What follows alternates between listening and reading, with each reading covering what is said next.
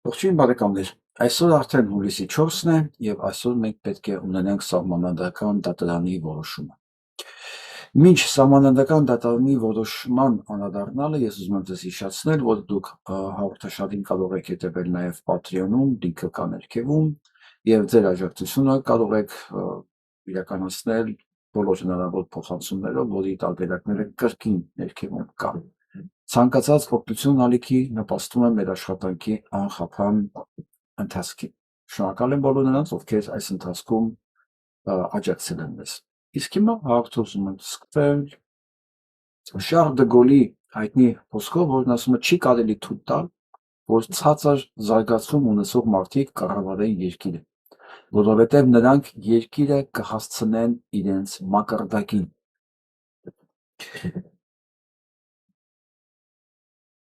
Աշխարհում ցանկացած բան,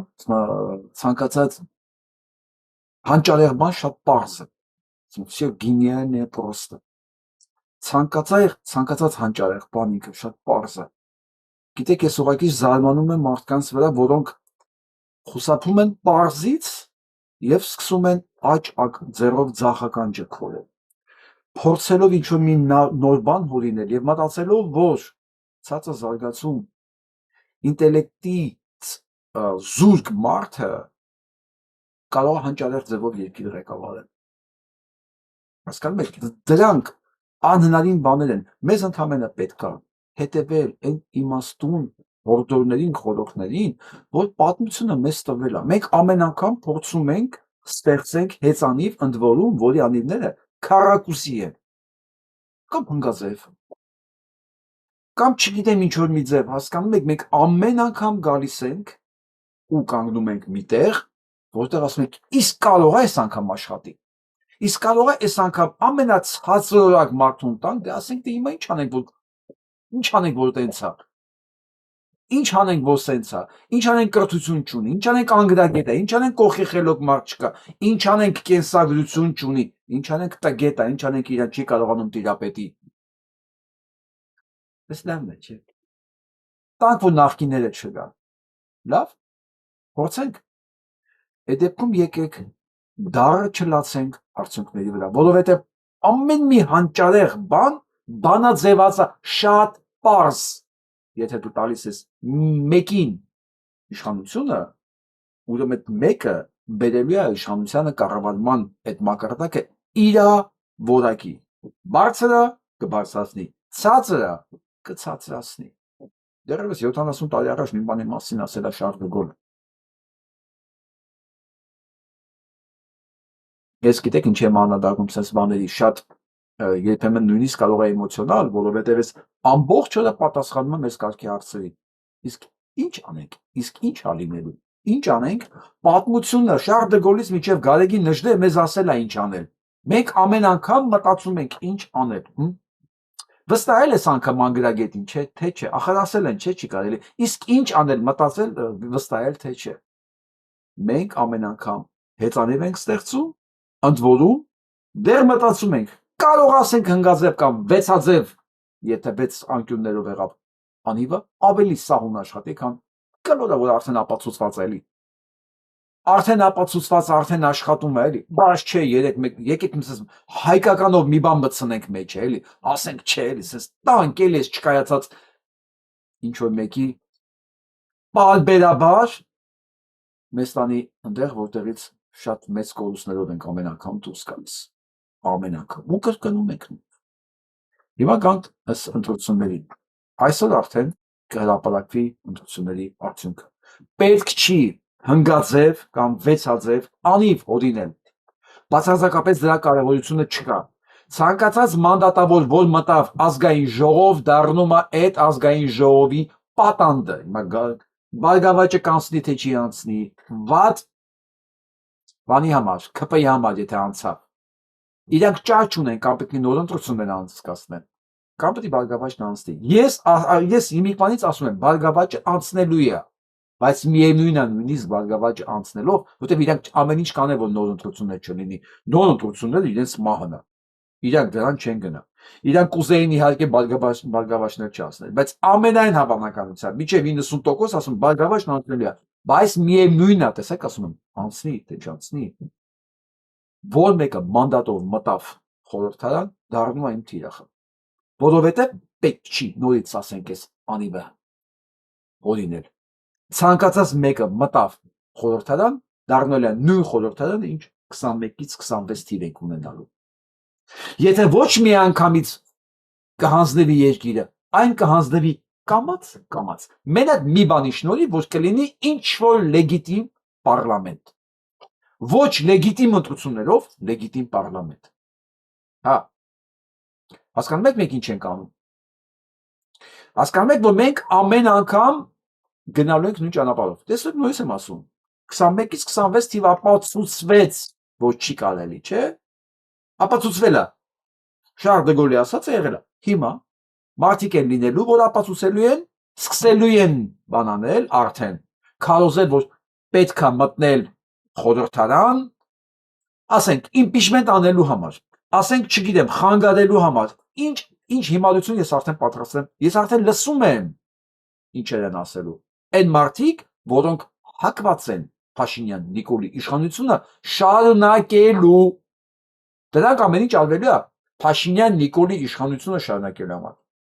Ոչ թե պարլամենտական պետություն կառուցելու համար, ոչ թե չգիտեմ ինչ որ դեբատների համար, մենք չունենք այդ ոչ այդ մշակույթ ունենք դեբատների, ոչ այդ պատմական փորձ ունենք, մենք չունենք կեղծված ընտրություններով ՔՊ-ի իշխանության տակ չի կարող լինի ոչ արդյունավետ կառավարում, ոչ դեբատներ, ոչ խորհրդարանական կյանք, բացառվում է։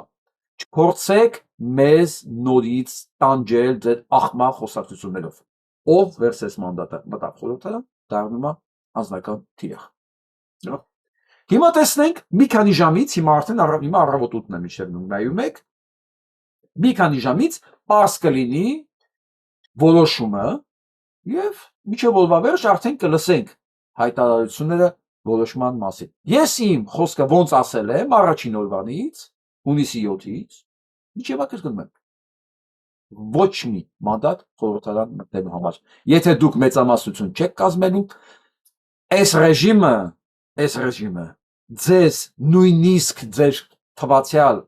քանակներով ջարդելու է, որովհետև նախ ձեզանից արդեն մի մասին ջարդած ունենա, պապկեքը վրեկներն է։ Այսինքն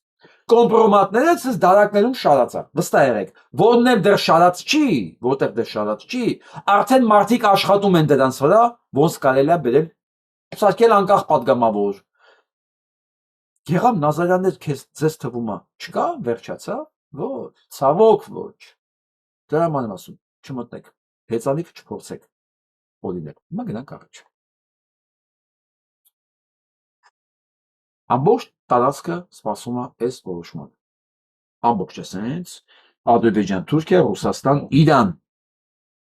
Եվ հերվից այս ամենը կառավարում է Իսրայելը, Թրամփի ձեռքով։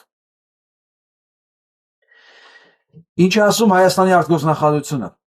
Ասում է թրիփը ոնց կա իրավունով գնում է, ոչ իման չի փոխվե, բայց միևնույն ժամանակ մենք քննարկում ենք Պուտինի հետ այս թրիփ։ Ասել է թե հիմա արտգործնախարարությունը ասելիք չունի, գիտեք ինչ է ասելիք չունի, որովհետև ինքը չի որոշողը այդ թրիփը աշխատելու է թե չէ, որովհետև ինքը չի կարա համոզի ոչ Թուրքիայի, ոչ Ադրբեջանի, ոչ էլ Մոսկվայի, էլ չեմ ասում Թեհրանի։ Հիմա Երևանից շպրտած մի կողմ առանց Իրանի բանակցում է հենց այս պահին, վստահ եմ, Ադրբեջան, Թուրքիա, Ռուսաստան այս երակը ոնց են կիսելու այդ ճանապարհը։ Հենց իրար մեջ կպայմանավորվեն, այն ժամանակ կփորձեն համոզեն Իրանին։ Վերջում, եթե մի բան ստացի, նոր կզանգեն Նիկոլին, կասեն մենք սենց ենք որոշել։ Ճամար Հայաստանի ԱԳՆ հայտարարությունները լսում ես, քեզ թվում է այնտեղ ամեն մեկն իր համար է։ Հենց սա է պատճառը, որտեղ չգիտեն նույնիսկ ինչ ասեն։ Գրածն ասեն, ընթացքի մասին ասեն, որ մենք ընդհանրապես մի հատ սենց պոլիպեդ ենք այս արանքում։ Ոնց կարող է հայկական ԱԳՆ քաղաքականություն ունենալ, երբ որ ինքը այդ քաղաքականությունը չունի, ռազմավարություն չունի։ Հայաստանը արտաքին քաղաքականության ռազմավարություն սեփական չունի, ոնց կարող է ինքը կարծիք ունենալ այսքան կարևոր բաների մասին։ Դե, հիմա այս վիճակն է։ խոսում են, ես ապուշը սպասում է, թե երբ են իրան ասելու, ոնց աշխատելու։ Իսկ սրանից է կախված իր ապագան, որովհետև եթե չբարիշեցին դրա շուրջ, ինքն դեղ անելիք չունի։ Իրան դրել են, որ այդ ծրագիրը իրականացնի, իսկ ոչ կարող է իրականացնի, ոչ կարող է խորհրդարան ձևավորի, որ օրենքի ուժով իրականացնի, ոչինչ բան։ Ոչ կարողանալու է սահուն սահմանադրություն փոխի, այսպես խառը վիճակների մեջ ենք։ Ու այս ընթացքում մեկ էլ Իսրայելը հայտարարում է, որ ճանաչում է հայոց ցեղասպանությունը Թուրքիայի նկատմամբ։ Ու կարող է անկախ մեզանից մեկ էլ այնտեղ ինչ-որ մի բան լինի, որը ես չեմ հավատում։ Իրոք չեմ հավատում, որովհետև չեմ տեսնում Իսրայելը այդ ռեսուրսներն ունի, որ հիմա Թուրքիայի հետ պատերազմ անի։ Բայց ունենք այն ինչ ունենք հիմա։ Գնանք նորությունների վրայով հերթով։ Այսօր որոշեցին մեզ ձայնից զրկեն։ Նիկոլ Փաշինյանին աջակցող, իր համար քվեարկող, քարոզանող մարդիկ կային նաև Սփյուռքում։ Կա։ Չգիտեմ որ կա։ Նիկոլ Փաշինյանը որոշեց, որ դրանց էլ պետք է զրկել։ Ոչ թե դրանց նեղացնելու համար, ոչ թե իրականում Ռուսաստանում ապրողներին զրկելու համար, որ հանկարծ չգան ռուս օլիգարխների կամ Պուտինի համար քվեարկեն ձայներ տան, չէ, ոնց մտածում եմ դա չի պատճառը, բացարձակապես, սա չի պատճառը։ Տեսնում եք այն պատի վրա են նկարը Նիկոլի իրական Հայաստանը, Նիկոլի Հայաստանի մնացորդը, ամեն ինչ այդ շրջանակներում է, որպեսզի մի օր էլ կարողանան իրականացնել Էրդողանի երազանքը, ասել եմ, չէ, Էրդողանի երազանքը, որ գրած է գրքի մեջ, այն որ Փաշինյան Նիկոլը սրտի վրա դրած նկարվել է, հենց դե, որ այն չնչին հույսը, որ Հայաստանը պետականություն է, հայրին տալիս է հայ ռեկելական եկեղեցին։ Հայ ռեկելական եկեղեցին քանդելուց հետո կքանդենք նաև Սփյուռքը ու կվերանա Հայաստան։ Հիմա այս օրենքը Սփյուռքը Հայաստանից կտրելու առաջի քայլն էր։ Միջև կքանդեն եկեղեցին, միջև կհարձակվեն նորից եկեղեցու վրա, ամեն դեպքում սա այն իրավական հակասահմանադրական քայլն էր, հակասահմանադրական, որովհետև ինձ Հայաստանի քաղաքացուս ոչ ոք իրավունք չունի զրկելու իմ ընտրելու իրավունքից։ Արդեն զրկել են, որ ես չեմ կարողանում ընտրել լինելով արտասահմանում։ Հիմա էլ զրկում են, նույնիսկ եթե ես կարողանամ գամ Հայաստան, այդ ժամանակ էլ չեմ կարողանալու կատարել իմ քաղաքացիական պարտքը։ Սա նրանից չի ասում են նորից, որ կարող է Ռուսաստանից գային ռուսական օլիգարխների համար քվեարկել, չէ, Ռուսաստանից գալիս է Նիկոլի համար քվեարկել էլ նաև, այդ էլ կա։ Այդ չեմ ասում, այս օրենքը մենակ Ռուսաստանի հայերի համար չի, բոլորի համար։ Սա առաջի մեղն է Հայաստանի եւ Սփյուռքի մեջ։ Օրենսդրական։ Այսինքն տեղից էլ մեր կապերը Հայաստան-Սփյուռք ես իմ ինչ չէր, որտեղ առաջի գործը հիշում եք սրանց ինչն էր։ Առաջի գործը ճակեցին Սփյուռքի նախարարությունը եւ մշակույթի նախարարությունը։ Առաջի տապանակարերը դրեցին ինքնության եւ Սփյուռքի կապերի վրա։ Այսպես տապանակարեր, որ հնարավորինս քանդեն այդ ինստիտուտները։ Հիմա այդ քանդելը արդեն գնում է նաև օրենսդրական հիմքի վրա։ Օրենսդրական հիմքի վրա արգելված Արարատ Արցախ մասերը ինքնության վերաբերյալ, մյուս մասը Սփյուռքին, այսպես դանակով, այսպես կտրում են, ասում են, եւ վերջ աղբեջ ջան։ Հայաստանում չես ապրում, դու նույնիսկ քվեարկության իրավունք չունես։ Եթե 170 օր չես ապրել Հայաստանում։ Այդ չեմ ասում ոնց են իրենք հաշվելու, ով ապրել, ով չի ապրել, նույնիսկ ասում եմ այն պարագային, որ ցուցակներում 10 տարվա, 20 տարվա մեռելներ կան դեռ։ Սա ուրիշ հարց է։ Հարցը այդ մեռելը չի, ոչ մեկին չի անելու ցուցակներից։ Հարցը օրենսդրորեն Սփյուռքին օտարելն է։ Որպեսզի Հայաստանում այս սահմաններում այսպես պուճուր մնացածների վրա մահակով տարբեր ձևերով ղեկավարելով կարողանան իրականացնել այն ինչ որ իրենք ուզում են։ Նույն հեռախոսների վերահսկումով, նույն վարչական լծակներով, աշխատանքից հեռացնելու սպառնալիքներով, ձերբակալելու սպառնալիքներով մի բան, որ ասեն չեն կարող իմ եւ դրսում ապրող մնացած հայերի վրա այդ մեթոդներով ազդել։ Իսկ այն ինչ որ կմնա Հայաստանում կդառնա լիովին ղեկավարելի եւ ցանկացած ընտրություն արդեն 90%-ով կախորոշված է ինչա լինել։ Դրա համար էլ sense հապճեպ վերջին օրով բրթեցին ու սա հրեցին էս ասկասեցին իրենց պարլամենտով։ Հիմա 5 տարի սրանք նույնն են անելու, եթե մանդատները վերցեցին ու մտան խորհրդարան։ 2-3 պատգամավոր ավել ունենալը ոչ մի բան չի փոխում ստե, եթե դու մեծամասնություն չես։ Պարզ անկերներ ջան, ինչի համար էր սա։ Բայց երբեք չմոռանաք, շատ հաճախ շաբաթ ուրբաթից շուտ է գալիս։ Շատ հաճախ։ Ու երբեք պետք չի այդ հանգամանքը թերագնահատել։ Իսկ վերջում գնալուց առաջ Ալեն Սիմոնյանը չմոռացավ անել ամենակարևորը, ինչ որ 8 տարի իրենք արել են, նույնիսկ վերջին օրով չմոռացավ դա անել, դա պարգևավճարներն էր։ Արդ, լավ եք աշխատել, լավ եք քամել ձեները, լավ եք խախտել օրենքները, լավ եք արել, դուք արժանի եք պարգևավճարի։ Այո։ Այն պարագայում, երբ որ ամբողջ տնտեսությունը կոլապսի մեջ է, ԱԺ չի մոռանում։ Ընդ որում հիշացնեմ, պատերազմի ժամանակ էր նույն։ Պատերազմի ժամանակ սրանք բյուջե են 20 թվականի պատերազմի ժամանակ սրանք բյուջե են քննարկում 21 թվականի, որտեղ խոսում են իրենց պարգևավճարների մասին։ Մենք գիտենք, որ Հայաստանը փաստորեն բանակը փող չունի դրոնների համար, փող չունի, ասենք, այս բրոնեժիլետների համար, կապի միջոցների համար, փող չունի, մենք էինք աշխարհով մեկ ընկած մանգալի, փող հավաքում դա առնելու համար։ Հայաստանի պարլամենտը այս տականքները քննարկում էին 21 թվի իրենց պարգևավճարների թեման։ Ժողով, ոչ մի բան ես չեմ մոռացել։ Ոչ մի բան, ես թարսի նման անեն ժամանակն ես բաներ կգա մտքիս, որ կարող է եւ մոռանալ էլի, բայց ես ունակ չեմ սրանց ներելու, ես չեմ կարող այսքանը մարսել, ես չգիտեմ մարդիկ ոնց են, կամ չեն հիշում, կամ չգիտեն, կամ համաձայն են այս ամեն ինչի հետ։ Կամ իրաց հետ չի նեղացրել այս ամեն ինչը, ոչ մի ձևով չի անհանգստացրել։ 8 տարի առաջնագծին ավտոմատը ձեռքից կանգնած եմ եղել, ուզում եմ հանգստանալ։ 8 տարի պաստորեն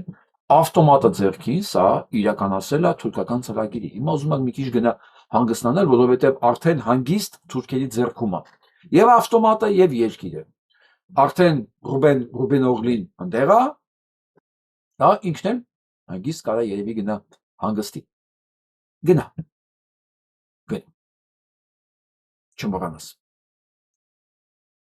Չմոռանաս նորից, ամեն ինչ ժամանակ ունի։ Ամեն ինչն ժամանակ ունի։ Գնա, տեսնենք։ Հիմա գանք եվրոպացիներին։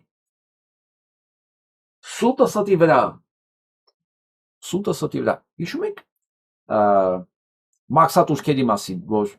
Հայաստանին առանց մաքսատուրքերի տալիս ենք, որ ներմուծեն ապրանք։ Նիկոլը միանգամից անժամկետ Եվրոպան ճշտում է։ Չէ, ընդամենը 2 տարով։ 2 տարով որը Հայաստանի համար կխնայի, թիվը լսեք մոտարապես 5.4 միլիոն դրամ ընդամենը Եվրոպա 5.4 միլիոն եվրոյի կարգի բանա տալու ընդամենը։ Իսկ Հայաստանը 5.4 միլիոն եվրո չուներ մաքսատուրքի համար, փաստորեն դրա համար ապրանք չէր գնում։ 2 տարվա կտրվածքով Հայաստանի չմուծած մաքսային արտերկը կազմել է ընդամենը 5.4 միլիոն։ Եթե իհարկե 2 տարվա մեջ հասցնեն ինչ որ մի բան բերեն ստանդարտների, որ հասցնեն Եվրոպա։ Ընդ որում Եվրոպան ասում է 2 տարի, Նիկոլ Փաշինյանն էլի այստեղ էլա ստում, անժամկետ է գոռում։ Ժողովուրդ, ես չեմ հասկանում էլի։ Ես այսօր մեկը գրել է էլի դժգոհ ենք, էլի ես դժգոհ եմ։ Հիմա էլ դժգոհ եմ, որ Եվրոպա են գնում։ Ես ուզում եմ ես նայեմ, ախր այս ինտերնետը շատ է սահմանափակում։ Ես ուզում եմ նայեմ աչքերին, ասես բռնեմ դոշերից, արա ասեմ, հո դու կարա, դուք բիոռոբոտ չեք արա։ Ձեր գլխի մեջ սովորական նեյրոններ կա, ձեր ուղեղը այս նեյրոններով աշխատում, չէ, չգիտեմ, թե կաբելա գցած այնտեղ։ Թե մալուխները գցած, այն էլ մալուխների բաներ գալիս է Ադրբեջանից։ Իսկ որտեղ տեսակ որ դուք Եվրոպա եք գնում։ Որտեղ խոսքով Եվրոպա գնացող երկիրը, հասկանում եք, այս ամեն ինչը տարիներ առաջ պետք է արդեն սահմանած լիներ, օրենքներով, ստանդարտներով, որոշումներ ընդունված լիներ, որ որոշակի քանակությամբ եւ որակի մենակ ստանդարտացված, մենակ պետք է պարարտանյութ մտի Հայաստան։ Ուրիշ ոչ մի բան, որը մի 5-6 տարի հետո այս ընկերոջ օրը չընկնեի, այստեղ նայեք։ Մենք լսենք էլի։ Փորձում եմ Ծիրանը արտանելու Եվրամիություն, մի անգամ արտահանեցի եւ այդ Ծիրանը ոչնչացնելու համար էլ բնապահպանական վճար եմ ծրել, որտեվ հա չի համապատասխանել որակ իրեն ստանդարտներին, ամբողջ Ծիրանը ոչնչացրել են եւ այդ ոչնչացման համար ես բնապահպանական վճար եմ։ Հասկացանք չի կարելի, նորից եմ ասում, ամեն անգամ հեծանիվ բան հայտնագործել, ընդ որում ոչ թե կլորանիմներով, այլ ուրիշ ձև։ Այս ընկերն էլ հավատացել էր, վերսել գնացել էր։ Ոչ միայն չեն թողել, այլև ասել են հələ պետք է ստեղ ուտիլիզացնես, ունեն քո փողերով։ Բա ով է քո թափաստիրանին տեր կանգնելու։ Այնտեղ Հայաստանը չի որ բարձեն ուղարկեն սովետաշենցը թափեն բորդուրին կողքի վրա ու գնան։ Ամբողջ կյանքը տուգան կտաս։ Չէ, պետք է վերացնես, էնել քո ծախսերով։ Հիմա Եվրոպա գնացող երկիրը օրենսդրական մատակարարման, ախր այս ամեն ինչը անցել է Մոլդովան, որ մեզ համատում են Մոլդովայի հետ, հələ մատ այդ Ուրսուլա ֆոն դեր Լայնին հետ կանչեք, էլի։ Չնես մատ հասկանանք որ այդ Ուրսուլա ֆոն դեր Լայնը հետո նոր, էլի։ Հիշացնենք ով է Ուրսուլա фон дер Ляйен, вы главная политическая аферистка нашего времени. Хватит прятать глаза, смотрите на меня. Եվրոպարլամենտի խորհրդարանում բարձ ասում են դու գլխավոր ժուլիկն ես Եվրոպայի։ Вы абсолютная лицемерка. Դու բացարձակ ցինիկ ես, Ուրսուլա ֆոն դեր Լայն։ Սա Եվրոպայի մասա իմ կարծիքը չի։ Которая хладнокровно и расчетливо пустила Европу с молотка. Որ ասում է սառնասրտորեն եւ իշայերի համար թալանում է Եվրոպան։ Вы сидите в этом кресле не потому, что вас выбрал народ. Вас никто не выбирал. Вас посадили туда теневые элиты, чтобы... Ինչ որ ես եմ ասում, այդտեղ նստել եք, դա ինչ չի որ ձեզ ժողովուրդը ընտրել է, ձեզ ոչ մեկ չի ընտրել։ Ձեզ ընդեր նստացել են թաքնված ուժեր, նույնիսկ եմ ասում, այս նախագահի պաշտոնը ընտրովի չի։ Սրան նստացրել են ընդեղ, որ ինքը ներկայացնի Եվրոպան։ Ինքը առանձին երկրներ չի ներկայացնում, ինքը իր օֆիսն է ներկայացնում։ Вы окончательно выпотрошили наш континент. Вы архитектор нищеты и разрушения. Դու ասում ես, դու արտադրության եւ ավերածության ճարտարապետն ես։ Գիտեք ինչ եմ ասել, քրեական գործը։ Սա էլ քրեական գործներից մեկը 20 թվականին վակցինացիայի հետ կապված ու դատարանը հաստատել է, որ այդ գնումները 53 միլիարդի այնտեղ բան կա, հանցագործ միջամտություն կա, դա իր ամուսնու միջոցով է արվել, առանց համաձայնեցնելու երկրների հետ ու պարտադրել է, որ երկրները գնեն, ինքը գնել է մեծ 53 միլիարդի եվրոյի բան, վակցինա, ու պարտադրել է, որ բոլոր երկրները պետք է գնեն այդ վակցինան ու սրսկեն իրենց բնակիչներին։ Սա էդ է, հիմա ինչ ասում Ուրսուլա ֆոն դեր Լայնը մեզ, հիշում եք Մոլդովայի օրինակներ բերում, Ուկրաինայի օրինակներ բերում։ Մոլդովայի օրինակի վրա Ուրսուլա ֆոն դեր Լայնը ներս արի։ Մոլդովայի ընտրություններում քվեարկել են բոլոր մոլդովացիները, ովքեր ապրում են դրսում։ Եվ այդ քվեարկության արդյունքում է, որ կարողացան Մոլդովան անցում կատարի դեպի Եվրոպա։ Բայց մի չես կանչի Նիկոլին ասես, հələ չհասկացա էսի, ո՞նց ես դու դրսում ապրողներին ընտրությունների իրավունքից զրկում։ Դուք ուզում եք այս ամեն ինչը անեք ու իմ նման մարդիկ ես ոչ մի խնդիր չեմ ունեցել Եվրոպայի հետ երբևէ շարունակեմ ձեզ մարդու տեղ մտնել շարունակեմ ձեզ լուրջ ընկալել ասում ձեր այսօրվա պահվածքի մեկ էլ 5 տարի առաջվա Պուտինի պահվածքի որ ասում էր ինչ կարդամ ես նոյեմբերի 9-ի պայմանագիրը ես եմ գրել Հիմա սրա պահվածքի եւ 20 թվականի այդ նոյեմբերի 9-ի գիշերվա պահվածքի մեջ սրա ու Պուտինի ոչ մի տարբերություն չկա։ Հիմա ես ինձ հարց եմ տալի, Վարդան Հակոբյան, դու ոնց կարող ես քննադատել, որ այն կատարված է թշնամություններ քո երկրի նկատմամբ Պուտինի կողմից եւ չնկատել սա։ Որ նույն ձևի թշնամությունա խարդախությունը ճանաչել օրինական մարդու իրավունքներից իմ իրավունքներին սահմանադրական ինձ զրկում են ու դու ձեն չես անում։ Ու դու բերում ես Մոլդովայի օրինակը, առանց հաշվի առնելով, որ Մոլդովան կապած է Ռումինիային,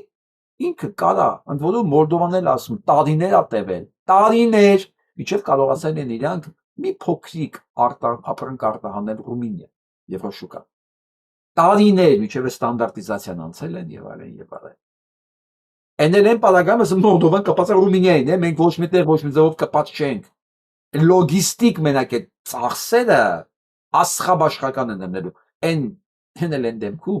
որ մենք մի հատ Բաթումի իմպորտ էինք վերցրել հիշում եք 22 թվականին միլիոնները ծախսեցին ու ասեցին պատեր չկար Բաթումից պետք է գնալ պարոմը հասնել Նավարասիսկ մեկ օրվա մեջ ապրանքը հասնում էր մեկ օրվա մեջ ապրանքը հասնում էր Մոսկվա ասեցին պատվեր չկա։ Սենց մի շաբաթից ավել է գնում։ Պատկերացնում եք, սենց մի շաբաթից ավել է գնում պատվեր կա։ Անենց մի օրվա մեջ էր գնում, չէ։ Հայ պետք է աղբեջան մի օրվա մեջ հասնի Մոսկվա կամ Նավարասիսկ Ռուսաստան, չէ։ Իրան պետք է մի շաբաթում հասնի, դա ավելի թանկ, ավելի ծանր, բան։ Չէ, իշխանությունը ասեց, պատվեր չկա, միլիոններ գրել ծախսել են։ Հոպա, ոչ մեկ ոչի բանի համար պատասխան չի տալիս։ Փոշիացած փողերը, նույնիսկ այդ պորտը չկա հիմա։ Որ գոնե ասենք բանով Բաթումից, ասենք Բուլղարիա կամ ասենք չգիտեմ եվրոպական այլ նավահանգիստներ մտնի ապրանքը։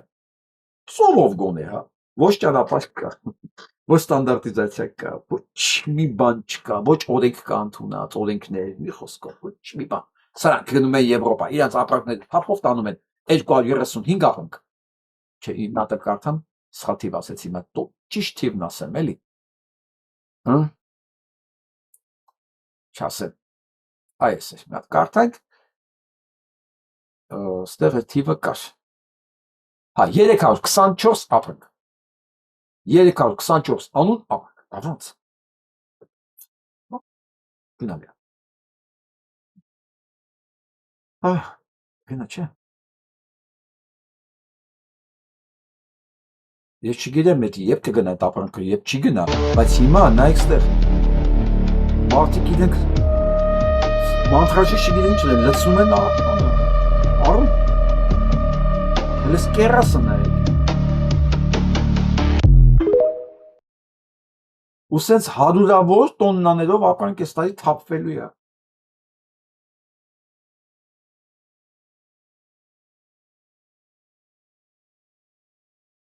գիտեք ինչի է թափվելու, որովհետև մենք դգոլ է ասած արհամանում ենք, ու չի կարել ցածր զարգացում ունեցող անորակ մարդկանց տալ երկրի ղեկը, չի կարել էլի,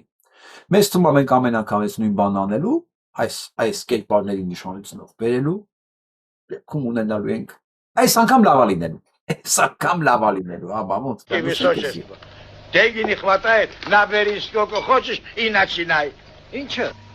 Այդ տղա դու ինչ դմբո մարդ ես, կռիվ է, կռիվ։ Կռիվը կտանենք, торжественный կմտնենք Ռուսաստան, Боже царя խարանի։ Частный собственность восстановить կանենք, հանքերս կծախեմ, փողերը կդնեմ ջեբս, ուսմոտ։ Ինձնից հետո քո այդ Ռուսաստաններ, Կովկասներ, Հայաստան, Մայաստաններ, թող քարուքանդնի հետ վճշի։ Նանգալա, նաղարա։ Այս ամեն ինչը տեսնելուց է, Փալյաթը նամակ գրում, երեկվա հայտնի նամակը հայերի, արա, որ դուք կարող է լավ առևտրական եք, բայց դու տենց հետ չհասկացաք ինչ է նշանակում պետություն կառավարելը։ Հա էսա ու 100 տարվա մեջ էսի չի փոխվել, նույն գրզոնա, սա բազազ արտեմ կերպարնա, կարճաժամկետ իրա ծրագրի իրականացումը։ Ես դեռ մեկ տարի կես առաջ, երբ որ ընտրություն կար Քամալա Հարիսի եւ Թրամփի մեջ, Ես ասում եմ հիմա նախընտրելի է Քամալա Հարիսը ինչի, որտեղ գոնենան դատախազը։ Առևտրականը էնել իր անցյալով անհաջող առևտրականը իրավունք չունի քաղաքական ներկայացքի բարձր պաշտոն զբաղեցնի, որտեղ իր փորձով ապացուցել է մի բան։ Ինքը ունակ չի։ Թրամփը ունակ չի, չեմ ասում բիզնեսմենը իրավունք չունի քաղաքականությունով զբաղվել։ Դրանք տարբեր մտածելակերպ ունեն։ Բիզնեսը բացառապես շահույթ է հետապնդում ամեն գնով, եթե հնարավորություն կա նաև օրենքը խախտելու գնով, հասկանում եք։ Սա ուրիշ բան է։ Քաղաքականությունը երկարաժամկետ խնդիրների հարց է։ Տեղ-տեղ նույնիսկ կարող է դու վնաս կրես բիզնեսով, բայց դու ստեղծում ես մի հատ համակարգ, որը քեզ պետքա բերի ապահովություն երկարաժամկետ իմաստով, զարգացում երկարաժամկետ իմաստով, հարաբերություններ, որ ամենակարևորը երկարաժամկետ իմաստով, հա, կրթություն, դեմոգրաֆիա եւ այլն եւ այլն։ Մի բան, որ բիզնեսին ընդհանրապես հետաքրքիր չի։ Իսկ մենք ինչ ենք արել։ Բերել ենք առևտրականներին, սարքել ենք ամենաառաջի դեմքեր։ Սենց ա եղել, մեր մոտով է հեղինակությունը, փող ունի։ Ով առևտուր անում։ Մինչդեռ ճապոնական մշակույթի մեջ առևտուր անողները առևտրականները ոչ թե վատ մարդիկ են, չէ՞ ուղղակի իրաշխայի ամենացածր գոտում են իրանք։ Ամենացածր, որտեղ իրանք ոչինչ չեն ստեղծում, իրանք ստեղից առնում ու վաճառում են։ Ավելի բարձր են գյուղացի արհեստավորները, արվեստագետները, զինվորականները, մտավորականները, գրող ընդեղ են իրանց հետաքրքրությունները։ Նույնը Պարսկաստանում հիմա տեսնում եք ինչ արդյունք է տալիս Պարսկաստանը, Ճապոնիան ինչ արդյունք է տալիս Հայաստանը, որտեղ թիվ 1 ավտորիտետը հեղինակությունը հողն է։ Ոսկե հորդ։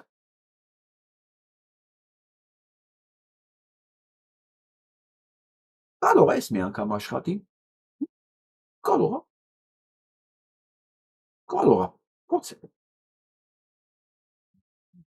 Իսկ միևնույն ժամանակ Հայդատի ամերիկյան հանձնախումբը կոչ է անում սահմանափակել Ադրբեջանին տրամադրվող ԱՄՆ օգնությունը եւ պահանջում է ազատ արձակել հայ պատանդներին։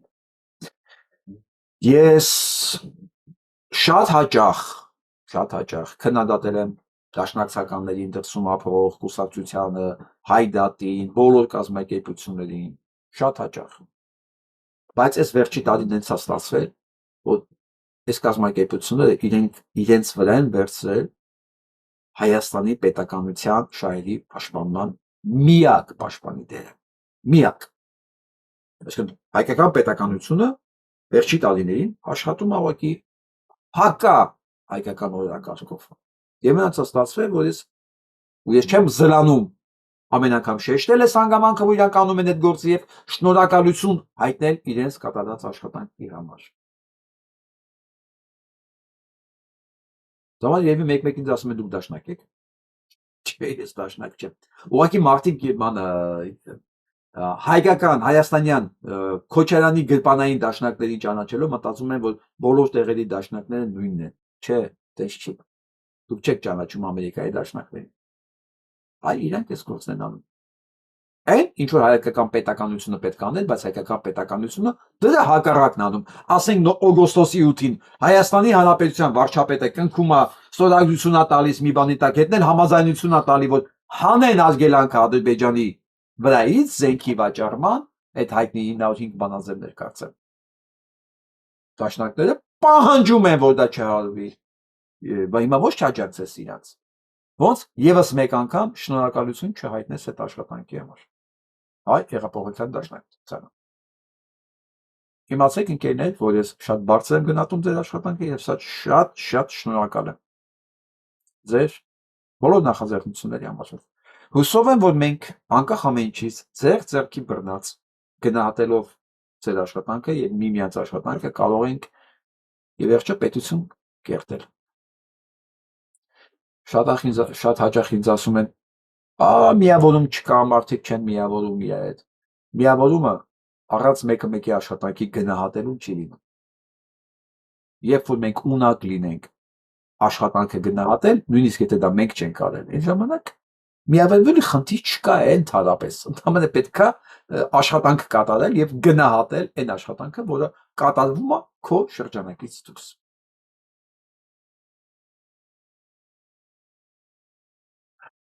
Հատինյանների բողոքում է։ Սա մոռացել է, որ ինքը վարչապետ է։ Իրոք բողոքում է, հիմա դատարանից է բողոքում։ Նա լսեք այս տեքստը ու լսեք էլի նա լսեք։ Ում քսակը ավելի հաստատ ցանկացած գործով կգնա կարթարանա դատարան։ Լսում եք։ Փաստորեն սա հայտարարում է, որ ում քսակը հաստատ ցանկացած գործով կգնա կարթարանա դատարան։ Ցանկացած։ Սա ասում է մի մարդ, որ 8 տարի վարչապետ է։ Սա ասում է մի մարդ, որ 8 տարի առաջ դեռ վեթինգ պետք է իրականացներ, այսինքն լյուստրացիա դատավորների, նոր դատավորներ, դրացներ, պայքար կոռուպցիայի դեմ, բայց ոչ միայն դա չարեց, սա նշանակեց սկսեց նույնիսկ դատա ԲԴԽ-ի նախագահին SMS-ով, եթե մի հատ բանին, ասենք երկրի ասես ներկայացի, որ վարչապետը գերագույն դատարանի, գլխավոր դեմքին WhatsApp-ի SMS-ով աշխատանքից հանում է, կասեն դա պրակտիկապես հնարավոր չի նախ, որտեղ դա օրենքով իրավունք չկա, բայց Հայաստանում մնում է դա։ Հետո այս նույն մարդը, բանա ոնց արա, մեր մոտից ինչ վիճակ կար, այս դատարանները մենը չեն։ Ճիշտ է, դատարանները դակում են իր բոլոր որոշումները, ինքս դա պատվիրում է անդե որոշումը։ Սենց է, տարեք դատեք, գործը տեղում կարում են, Մաս Իսմայելյանն նստած է չագուճը ձեռը, դղք, դակեց ու գնաց, միանգամից կալանավայր։ Այս մարդը, ով ունի, պրոբլեմ չունի Հայաստան։ Ում քսակը ավելի հաստատ ցանկացած գործով կգնա կարթարանա դատարան, ցանկացած գործով։ Ադա բա էսի լսողը, ու սրան ձայն տվողը, ոնց իրավունք ունի պետություն ունենալ, ժողովուրդ ջան։ Օբյեկտիվորեն ինքը իրավունք չունի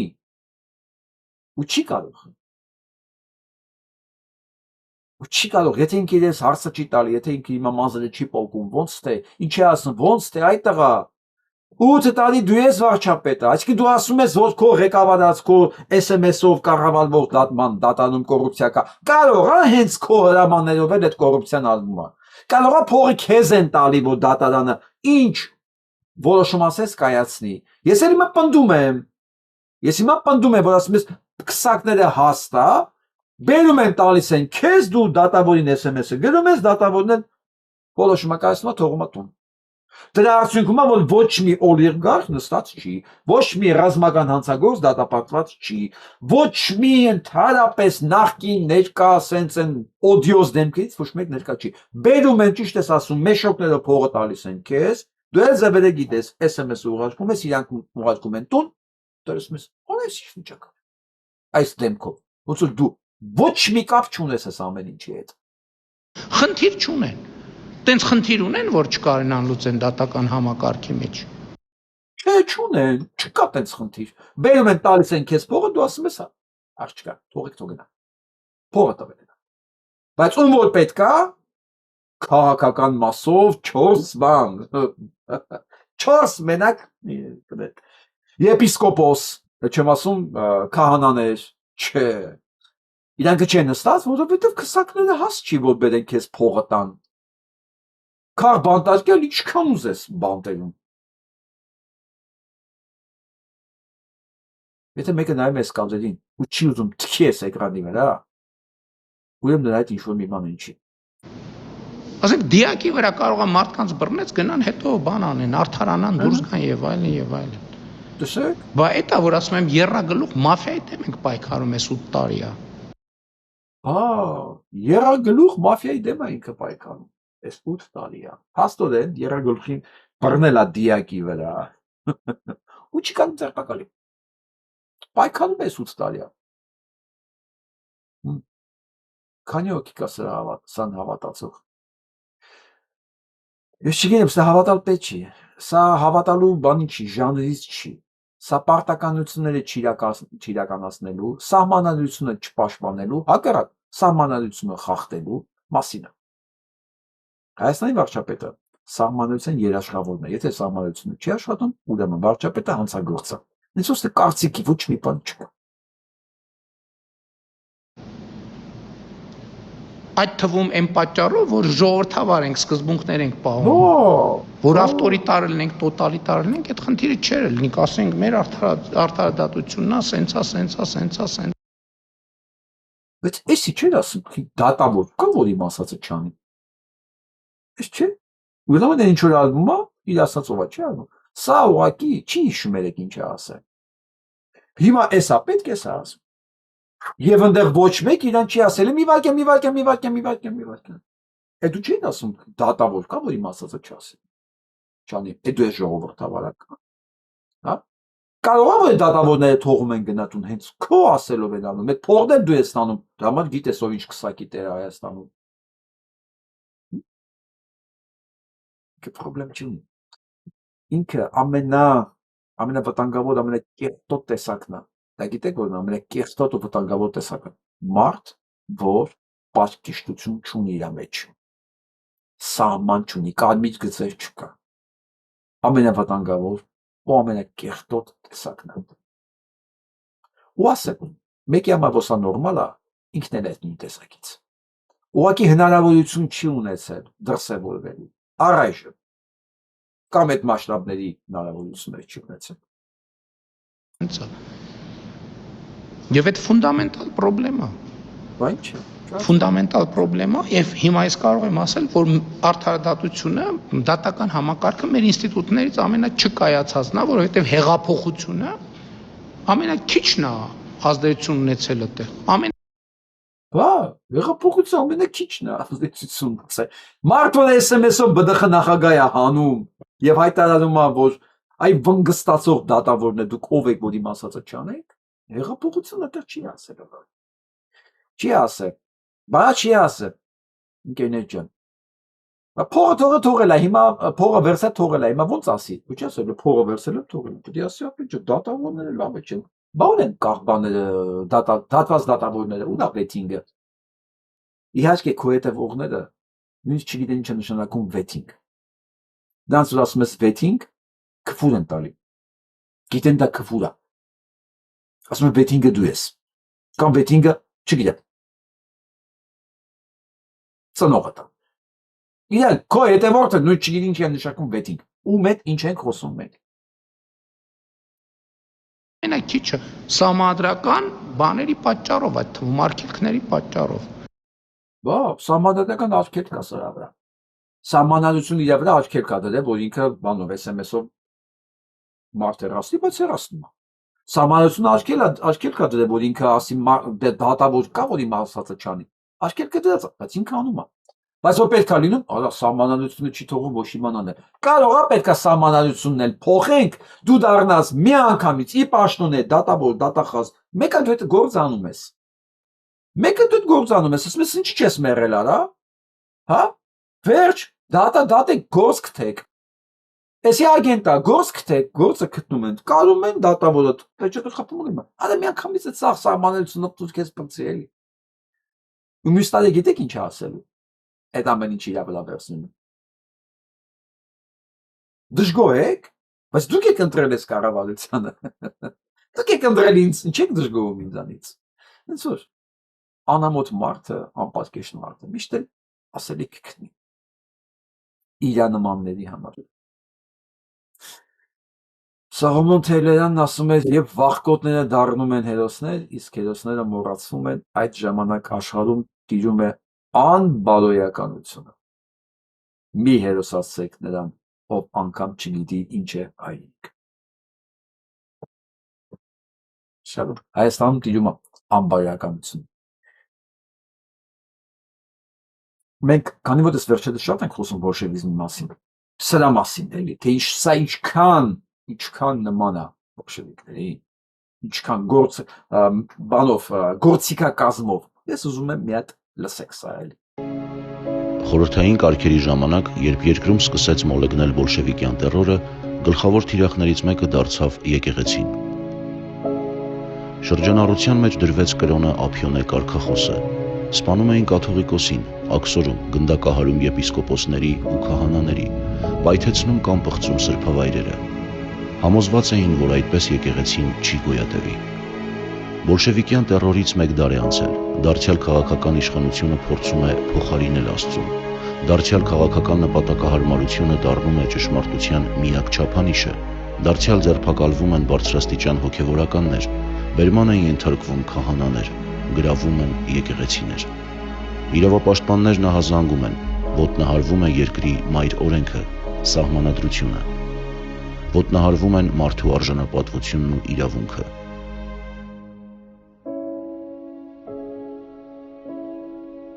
Անցյալը համառորեն թակում է ներկայի դուռը։ Մանավանդ եթե դասեր չես քաղում, դու ուրեմն դատապարտված ես կրկնելու։ Ձերբակալել են մի մարդու, որը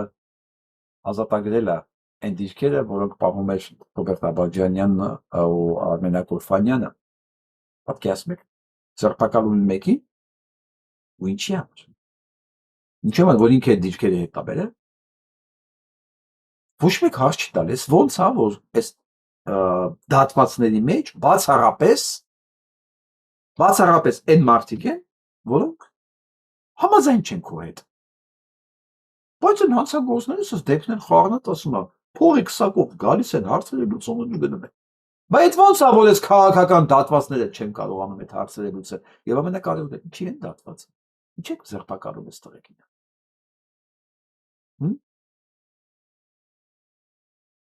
Բանա նախապատրաստվում։ Ես ասեմ, պատերազմի վտանգը կայք է, ինչքան Փաշինյան Նիկոլա իշխանության։ Եթե մեկը ընտրել է Փաշինյան Նիկոլին, որ պատերազմ չունի, ես իրա տրամադրությունը պետք է գցեմ։ Պատերազմ եղել է ու լինելու է բացառապես Նիկոլի իշխանության ժամանակ։ Դե միջև իշխանությունը Նիկոլի պատերազմ չկար։ 3 պատերազմ եղել Նիկոլի իշխանության ժամանակ։ Դեռ ինքը ընդեղ է նստած։ Եվ ասեմ, այս ընթացքում բերել է թշնամուն, հասցրել է տվել է ամենակարևոր գագաթները, որ մենք իրանց համար այսպես ափի մեջ ենք երել։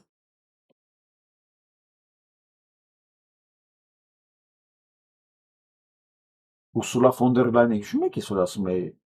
ադրբեջանական օրակարգով եք։ Հիշում եք, չէ՞ք։ Ադրբեջանի եւ Թուրքիայի հետ էլեկտրահաղորդման գծերի կառուցումը կնպաստի էներգետիկ անվտանգությունը։ Պատկերացնում եք, երկիրը իր էներգետիկ անվտանգությունը տալիս է թշնամի երկրներին եւ ասում է դրանով մեր էներգետիկ անվտանգությունը կբարձրանա։ Սրան ընտրածները, իսկ ների հետևորդները պետք է սա պատասխանը տան։ Ես այս ներից ոչ մի պատասխան չունեմ ակնկալելու, հասկացեք, ինքը ազգից թշնամին է։ Իր բոլոր գործողությունները թշնամական եղել են ու թշնամական կան ու լինելու են։ Իմ բոլոր պատասխանները ես ակնկալել եմ, այս բոլոր հարցերի պատասխանը ակնկալել եմ դրանց ընտրողներից։ Ձեր միջոցով թակեք դրանց դուռը, ասեք հիմա արի ներս արիլ։ Հա պատասխան ես հարցին։ Պատասխան ես հարցին։ Իմ էներգետիկ անվտանգությունը տալիս ես թուրքերին ու ադրբեջանցիներին, որ ես ավելի անվտանգ լինեմ, հա? Իմ ինտերնետը տալիս ես Ադրբեջանին, որ ես ավելի անվտանգ լինեմ, իմ հեռախոսային ամբողջ ցանցը տեղեկությունը, ճիշտ է, մենք գնում ենք Ռուսաստանից դուրս Եվրոպա, բայց Ռուսաստանի, Թուրքիայի, Ադրբեջանի օրինակով տալիս ենք էլի Ռուսաստանին, որովհետև այդ ցանցը, որ հիմա ուզում են անել, դա ռուսական է։ Դա գնում է Ռուսաստան, ուրեմն ամբողջ բոլոր հիմնարկների կոմպյուտերների սպասարկումը, դրանց անտիվիրուսները, ուրեմն Yandex-ի աշխատանքը, բանկերի աշխատանքը, բոլորը վերածվում է ռուսական բաները, ցանցի կողմից։ Եվ որ ասում է գնում ենք Եվրոպա է։ Հիմա այդ խոտակերներին ոնց կարաս բացատրես, որ այն կես ջան, դու չես կարա գնաս Եվրոպա, երբ որ քո ավտոն գնում է դեպի Ռուսաստան։ Արա քո գնացքը ռելսերը գծած է դեպի Ռուսաստան, վագոնը Ռուսաստանն է, ռուսական է, գիծը գնում է դեպի Ռուսաստան, գիծը է, մեքենա չի որ փոխես, գիծ, վագոն է, ռելսերը գծած է դեպի Ռուսաստան, վագոնը ռուսական է, վագոնավարը ռուսա, GPS-ն էլ է ռուսական, ընդեղ է գնում, ծրագիրն էլ դրած է Երևան, Մոսկվա, դու ոնց ես արա դու, դու ոնց ես Եվրոպա գնում։ Բայց չէ, կատեգորիա կա, չէ, միաբջիջներ իրենք լսել են մի բան, ուզում են հավատան դրա, դե գնացեք, դրա համար էլ միլիոնավոր դոլարների վնասներ է լինելու տնտեսություններին, և այսենց 300,000 տնտեսություն, Հիմա թիվ ասեք է 300,000 տնտեսություն։ Այդ նշանակում է Հայաստանի բնակչության մոտավորապես 30%-ը։ Տնտեսություն մարդ չէ, ամեն մի տնտեսության մեջ հաշվեք տեսեք քանի հոգի է։ Դա մոտավորապես 30-40%-ն է։ Իսկ մնացածը ապրում են այդ 30-40%-ի ստացած եկամուտներով։ Խանութներ, վարսավիրանոցներ, ռեստորաններ, տաքսի սերվիսներ եւ այլն, սպասարկման ոլորտ։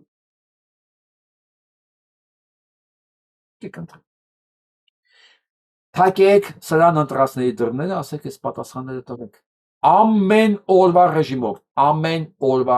սրանք այդ հարցերի պատասխանները։ Դուք սխալ եք ասում, որովհետև չէ, դուք սխալ եք ասում, որովհետև Եռաբլուրում նախ ինչ ա եղել, Եռաբլուրի մուտքի մոտ կարող են ինչ-որ Ինչ ա եղել, Եռաբլուրի մոտ կարող է մուտքի մոտ ինչ-որ բերանը բացել է։ Լուլուն, այն ոչ թուրքերի դեմ սիրով է կռանում։ Ինչ ա եղել, ասենք։ Հիմա այս թուրքի ծնունդը ազգային ժողովը դի ղեկավարի։ Ես նույնց եմ ասում, ով գնաց մտավ ազգային ժողով սրա ղեկավարության տակ, ինքը նույն ծառան է։ Նույն ծառան։ Ինքը գնում է, որ այս թուրքը թքի է էսի։ Ինչն է պետք է նստի, լսի այդ ամեն ինչը, այդեսը մաքրի, դիմացի աշխատաբաց եւ պատկերացում ստանալու։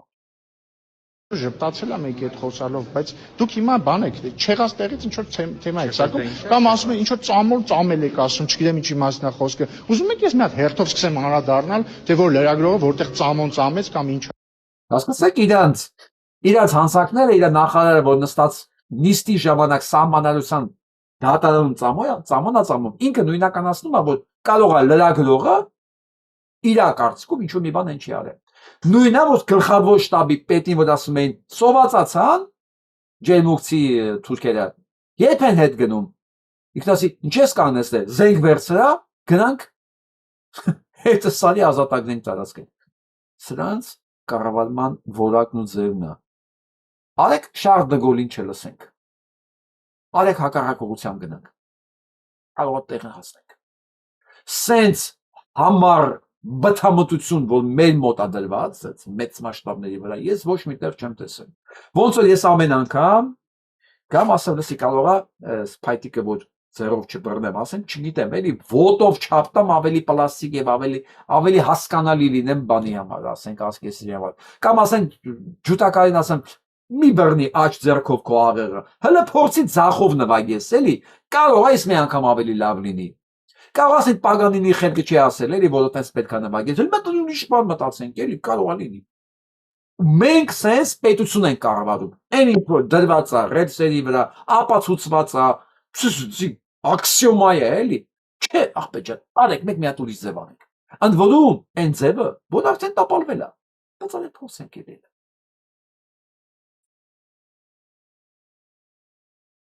Դրա համար Գյումրին ասում է ջրի տակ, ոնց։ Բայց ինչ պետք է լինի։ Ինչ պետք է լինի մի քաղաքի հետ, որի ջրատարը նույնը Երևանում է։ Ոչ միայն բաց չի, լսի դա ասֆալտի տակ է։ Ասֆալտի տակ։ Ու ոչ մի չի հասկանում։ Ինչի է ջրատարը, այդ լուկերը ասֆալտի տակ։ Ու այդ ասֆալտ անողին ոչ թե չեն տուգանում, չեն զրկում լիցենզիայից։ Իր հաշվին չի բացում այդ լուկերը, իր հաշվին չի վճարում բոլորն են մեքենաների ծախսերը, ովքեր ջրի պատճառով մնացել են, թրջվել են, փչացել են, մի խոսքով։ Այլ սարանակում է ստանդարտ պետական պատվերներ։ Ինչի՞։ Կարող է տենց է ճիշտ, կարող է մյուս անգամ լավ անենք։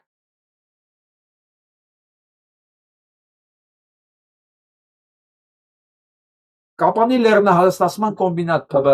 հանրային քննարկում է նախաձեռնել։ Երեք ինչի։ Որովհետև Պոչամբարը ուղարկում է թունելով գետ։ Թույնը թունելով գետ պետք է գնա։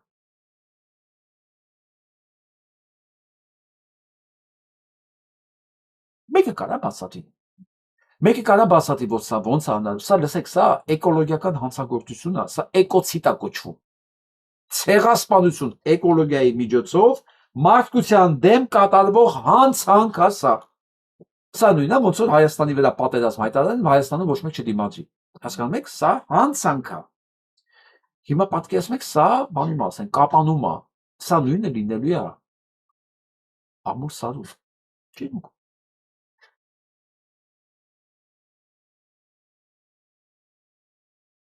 ես չգիտեմ սրան ընտրսած ձեն տվողներին ինչ ասեմ ազնիվ խոսք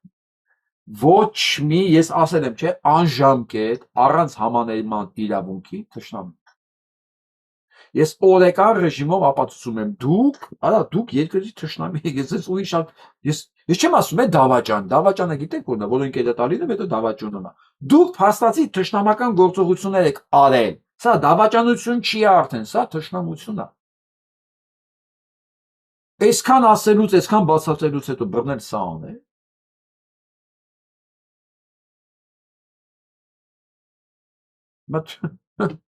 դասենք սա իմ աշխատակիցներն են տարել հանձնել եւ դա եղել է մի տոննայից ավել ես ընդգծում եմ դա տոննա են ասում դա եղել է մի տոննայից ավել իմ աշխատակիցներն են հանձնել այսօր հաստատքների մեջ 730 կիլոգրամ բա ինչ շատ հետաքրքիր է ինչ եղավ այդ 270 կիլոգրամ կոկայինը շատ հետաքրքիր է հասկանում եք ինչ թվի մասին է խոսքը Իհարկե մի տոննա կոկային ա եղել բռնել են հիմա մնացել է 270 կիլոգրամ պակաս ու Միրան Պողոսյանը ասում է ուր է իմ կոկայինի 270 կիլոգրամը Չսս բան գոյություն չունի սենց բան գոյություն չունի Հիմա տարեք ես նիկոլականներին հարցեք արա ասեք ինքերս էսի կոկայինի տերն ասում մի տոննայից ավել է եղել հասկանում եք մի տոննայից ավել կարա լինի 1.5 1.2 բայց ասում եմ լավ մի տոննա ասենք լավ բայց ավել է եղել հիմա ո՞նց է գնում 730 կիլո բայ իմ 270 կիլո դուրա կոկային 200 սա գրամ չէ ժողովուրդ մի գրամի համար են դատում կիլո 270 կիլո Սա կարող լինի մենակ Նիկոլի իշխանության ժամանակ։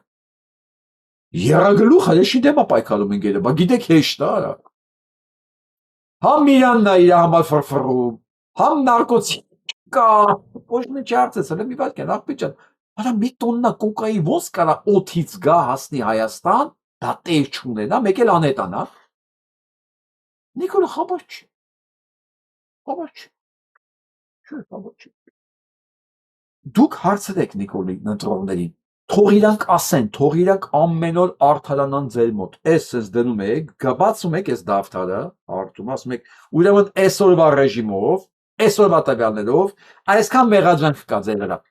նայեք ու ինձ բացատրեք ոնց է սա հնարավոր, թող ամեն օր արդարանան, ամեն օր մի բան հորինեն, այնքան որ ձեզ տենալուց ինֆարկտը խփի, որ իմանաք գոնե մի հատ Նիկոլական պակասել է Դա կլինի մեծ ձեռքբերում, ասում սրանք ձեզ տեսնելուց պիտի փախնեն, այն ոնց է լույսը վառում ես տարականները փախնում են, այս են ձեզ տեսնելուց ես տարականի նման պետք է փախնեն սրանք։ Студент колледжа только что сделал AI, который ловит политиков на лжи прямо во время новостных эфиров, пресс-конференций и любых прямых трансляций в интернете. И люди на Reddit уже сходят с ума от этого проекта, потому что он был собран с помощью Claude. Вот как это работает. Պատկերացնում եք, ուսանողները ստեղծել են արհեստական բանականություն, որը հենց ուղ եթերի ժամանակ որսում է սուտը, միանգամից հղում անում իստոչիկների աղբյուրների, որ ապացուցի հենց այս տեքստը սուտ է։ Իսկ մենք ինչ դար ենք մտնում։ Պատկերացնում եք Նիկոլի ճառերի ժամանակ այս AI-ը, այս արհեստական բանականությունը միացնեն ու հələ տեսեք ուսանողները որտեղ են ասել ինչ մշակումներ կա մյուս կողմից էլի Հայաստանում խնդիրները որտեղ են Եռագլուխը դատարան կորած 270 կիլո կոկային աշխարհը որտեղ է ասեն մենք ինչ ենք քննարկում փչացած պամիդոր ԵԱՏՄ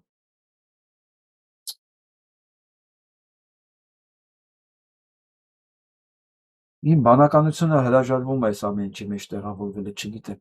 սա լսենք էլ։ Господин Раджаб Таyyip Эрдоган, Понимаете, идите к черту. Идите в баню. Разберитесь сначала с собой, кто вы есть.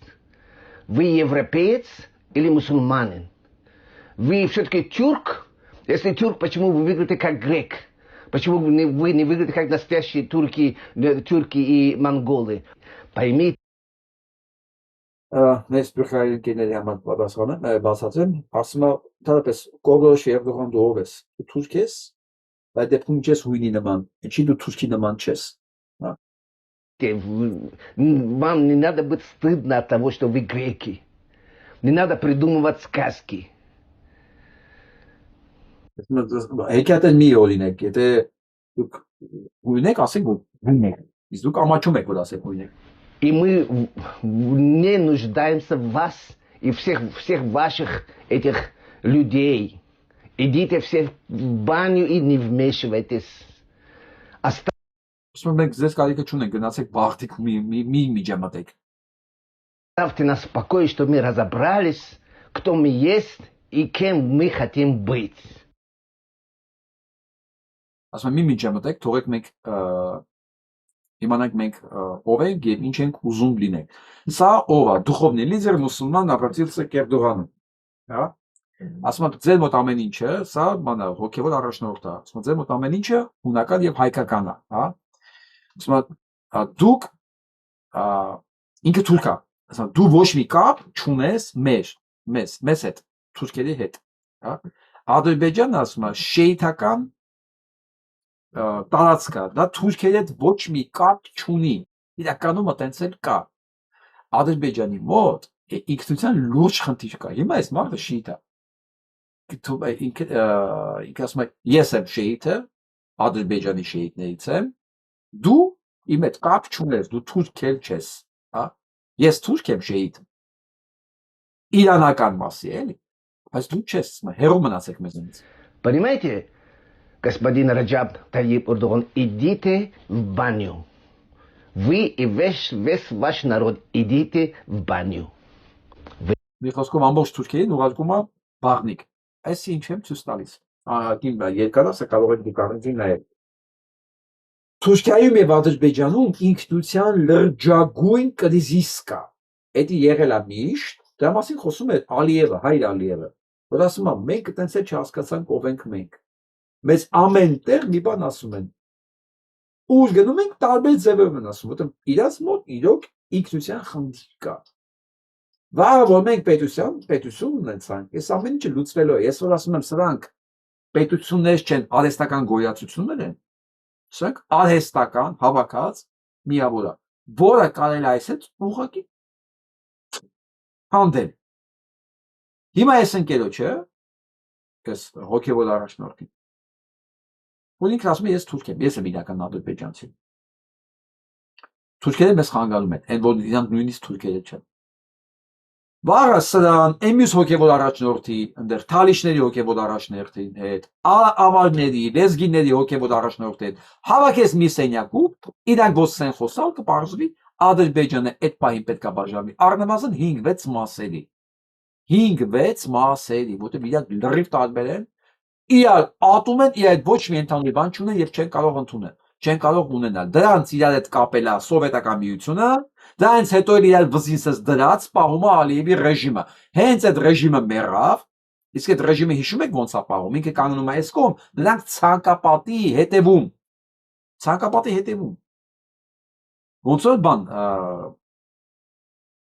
ռեզերվացիա։ Այդտենց է դեռ վիճակ։ Հենց մի օր ռեժիմը վերացավ, այդ երկիրը ներսից տարակում է։ Հիմա ամենակարևորի մասին։ ՌԴ Չինաստան, Իրան հաջող առանցքն ավելի լայն մարտահրավեր ամերիկացիների համար։ Այստեղ Ռուսաստանը դնում է մի կողմ, ես հիմա ուզում խոսամ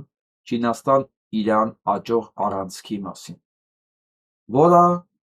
լուրջ մտակում է Ամերիկայի Միացյալ Նահանգներում, ու ճիշտ է։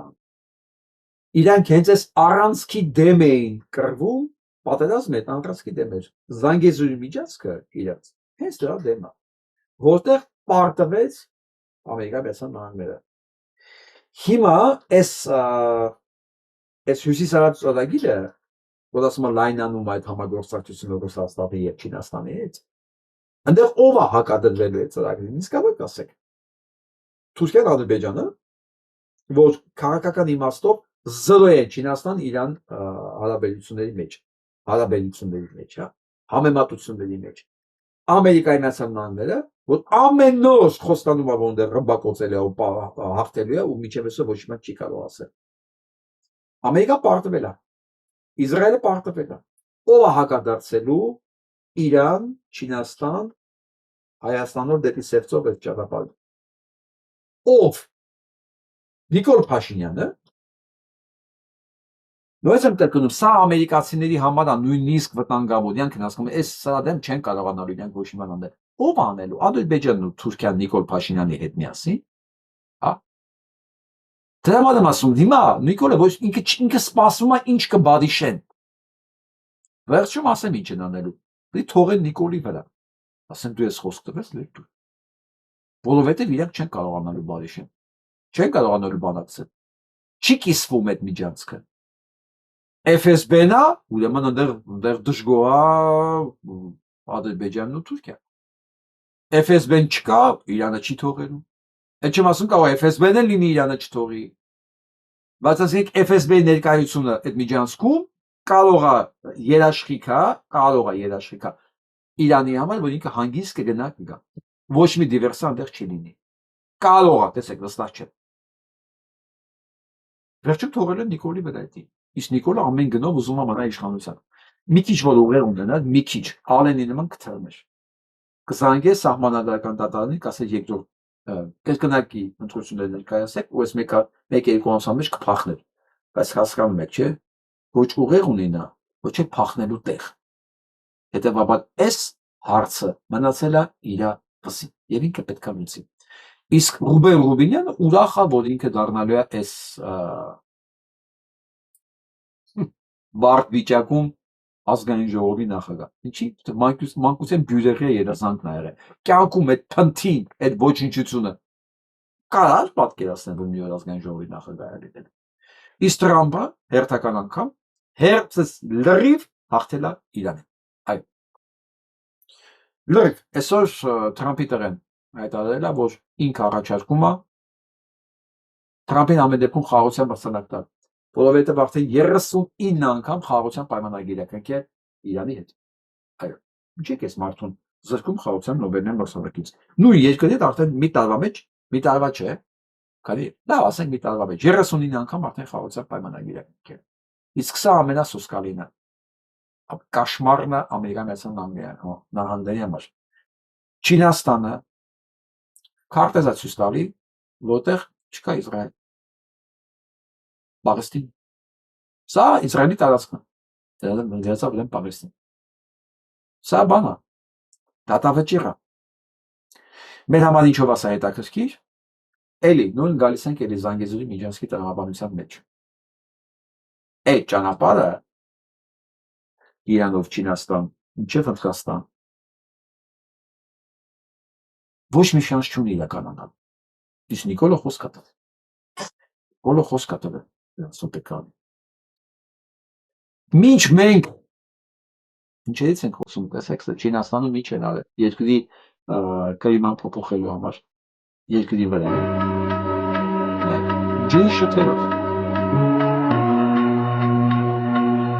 Հովացման համար։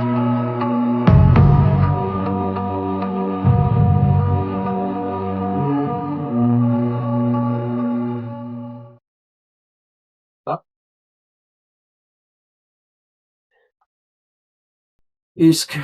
ներկայացուցիչների պալատը արգելանք է դնում Թուրքիային նոր շարժիչներ տրամադրելու բանի վրա, ծրագրի վրա։ Հիմա ՆԱՏՕ-ի գագաթնաժողով պետք է լինի Թուրքիայում, Թուրքիան հույս ունի, որ այդ շրջանակներում ինքը ստանա իրան ինչ որ պետք է։ Այդտեղ կլուծվի ենթադրում են նաև մեր տարածաշրջանի հարցի ի վերջո։ Շատ պատասխանատու կարևոր է։ Ինչքան է լինելու քաշը քաղաքական Թուրքիայի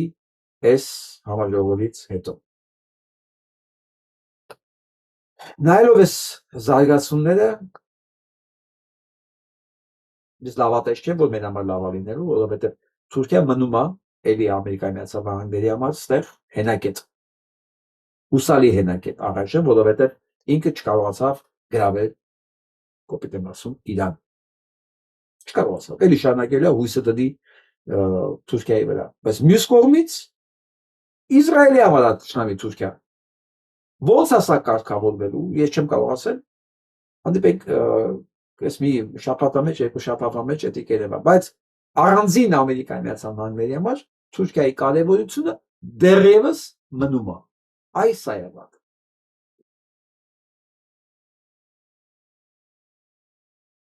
Ամերիկացի սենատորները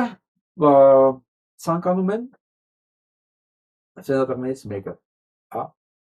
ոչ թե սենատորները, տեխնացու է սենատորի համար, որ աչքել են Թուրքիայից բոլոր տեսակի ապրանքների ներմուծումը, քանի դեռ Այա Սոֆիան չի վերադարձվել իր նախկին տեսքի։ Նոյեմբերից հետո մեծ փոփոխություններ ա լինելու, մեծ, ոչ միայն Իրանի համար, ոչ միայն Իսրայելի համար, ոչ միայն Ամերիկայի Միացյալ Նահանգների համար, ընդհանրապես համաշխարհային քաղաքականության համար։ Գալու են մարդիկ, որոնք քանդելու են այն աշխարհակարգը այլ ձևի, քան քանդեց Թրամփը։ Եթե Թրամփը քանդեց օրենսդրական կարգը, ասեց հիմա արդեն բարդակ է, ով ուժեղ է ինքը, ճիշտ է։ Նոյեմբերից քանդվելու է ոչ միայն այս Թրամփի համակարգը, քանդվելու է նաև նախկին համակարգը, որ ճիշտ ու ուժեղ է բացառապես Իսրայելը եւ իր օրենքներով պետք է լիներ ամեն ինչ։ Ինչ տեխնացուներ կգան արդեն, ինչ օրակարգերով կգան արդեն, դրանք լինելու են կտրուկ տարբերվող նախկին օրակարգերից։ Եթե հիմա արդեն Այա Սոֆիայի մասին է, Սուրբ Սոֆիայի տաճարի մասին է, այս պահանջը, վստահ եղեք, մենք դեռ շատ բաներ ենք լսելու։ Ուղղակի միջև չկորցնենք մեր սուվերենությունը, միջև տարվա վերջ։ Իսկ ստեղ ընդհանրապես հայփակին ասում են դու 10 նոյեմբերից սկսած քո իշխանությունը վերանալու է Ամերիկայի Միացյալ Նահանգները։ Սա լսենք։ Сегодня День памяти героя Арцахской войны Вартана Степаняна, известного по боевому позывному «Душман». Позывной он получил еще в годы службы советским десантником в Афганистане, где приобрел бесценный боевой опыт под Кандагаром и был награжден медалью за боевые заслуги. Դուշման Վարդանի այսօր աղանորն է, հիշատակի օրն է, որը դեռ աֆղանական պատերազմում է, հերոսի կոչում ստացել Կանդագարի։ Современники вспоминали удивительное сочетание его скромности в повседневной жизни и исключительного мужества в бою. Еще до начала полномасштабной войны ему доверили практически невероятную миссию – переправить из России крупную партию оружия и боеприпасов для самообороны Армении и Арцаха. Эта задача была успешно выполнена. Այս մասին ես չգիտեմ, որ նույնիսկ պատերազմից առաջ է իրավաբանվել այս պարտականություն Ռուսաստանից Հայաստան զենք տեղափոխելու համար։ С первых дней войны Душман Вартан находился на самых сложных участках фронта. Ноемберян, Иджеван, Ересхаван, Корнидзор, освобождение Силатог, Лесного и многих других населенных пунктов, героическая оборона Каринтака, ну и, конечно, освобождение Шуши. Событие, которое он считал своей мечтой, оно свершилось. Պերոսկով, առաջին օրվանից բոլոր տեղերը կարևոր տեղերում է եղել, եւ մինչեւ Շուշիի գրավումը, որտեղ երազանքն է իրականացել։ По воспоминаниям сослуживцев, после победы он отправился на старинное полуразрушенное армянское кладбище Шуши, окропил уцелевшие могилы вином и тихо произнес: «Спите спокойно, предки». Шуши снова стал армянским. Ես հանճարեղ խոսքերը, որը թեպածում է Շուշին ազատագրելուց հետո, մի ալս է, հին գերեզմանների վրա ասել է, հանգիստ քնեք, Շուշին ազատագրված է, ով ոգին հանգիստ է։ Вартан Степанян стоял у истоков создания Шушинского отдельного батальона и был его первым заместителем командира. Он нередко говорил: «Пуля меня не возьмет. Если погибну, то только от предательской мины». Իգը միշտ ասել է, որ ես ինձ չեն կարող խփել, եթե պայթեմ դավաճանական мини очки պատճառով լինելու, տենց է։ Слова оказались пророческими. 3 июля 1992 года во время выполнения боевого задания в районе села Мюрыш. Սով է հուլիսի 3-ին է տենց էլ մահացել է։ Սա եգրեզմատնա, սա մայրնա։ Ես իա տուն թանգարանում եմ եղել։ Կինոհայրենիքից դեպի Երևանի տանող ճանապարհի վրա է, այդտեղ չհասած կամուրջ, հաչի վրա, եթե կա միջև մի երկե։ Տիկին Նազիկին եմ ճանաչում, տեսել եմ այնտեղ։ Ազգերի դասատուներ, եթե կամ նայում եք ինձ, ծնողներ, տարեք ձեր երեխեքին Վարդան Դուշման Վարդանի թանգարան, փոքրիկ տեղա, թող ես պարզ օրինակի վրա, պարզ երիտասարդ օրինակի վրա տեսնեն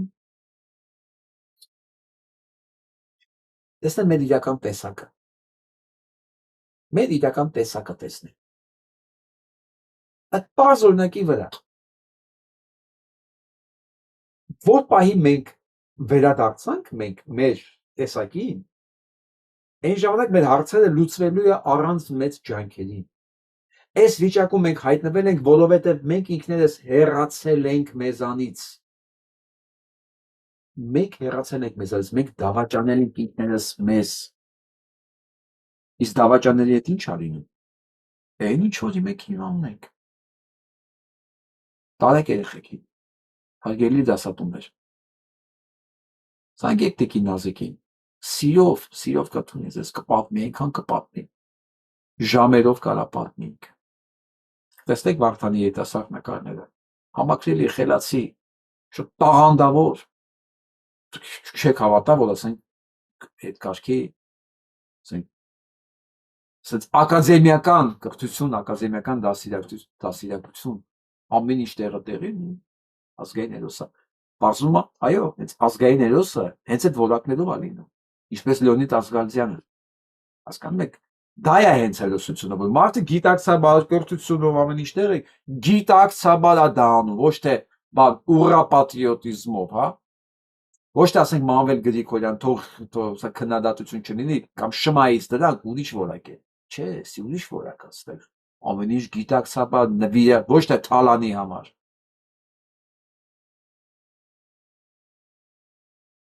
Արեք թող մեր երեխեքը տեսնեն այս ամեն ինչը։ Այդ վերադառնանք մի 30 տարի առաջ։ Ինձ համար մի կուսակցություն կա, դա հայ ժողովուրդն է, վերջացավ, ինչ կուսակցություն։ Եվ ասում եմ, ոչ մի բան չի ստացվի, եղբայր, բա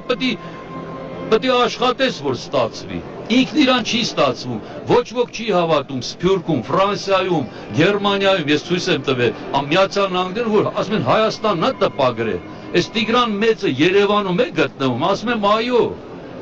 հասկանում եք դուք, ինչ ասել հնարավոր չի, դուք աշխատում եք, չէ՞։ Ես նայում եմ հիմա ձեր հաղորդումները, շարունակում եք, չէ՞ էլի դուք, դժվար է, ոչ մի անգամ հեշտ չի եղել, ոչ մի անգամ հեշտ չի եղել, ես ոչ մի անգամ չեմ համաձայնվել այն մարդկանց հետ, որոնք համարում են, որ եկեղեցի կառուցելու ժամանակ չի, թանգարան կառուցելու ժամանակ չի, մեր նախնիները կառուցել են ոչ ավելի լավ ժամանակներում այդ հզոր ճարտարապետական կոթողները, որոնք վկան են մեր պատմության, մեր ժողովրդի եւ ամենահզոր վկաներն են աշխարհով սփռված։ Սա եկին չեմ ցույց տալի։ Նույն հարցերը հիմա են տալի։ Հնարավոր է։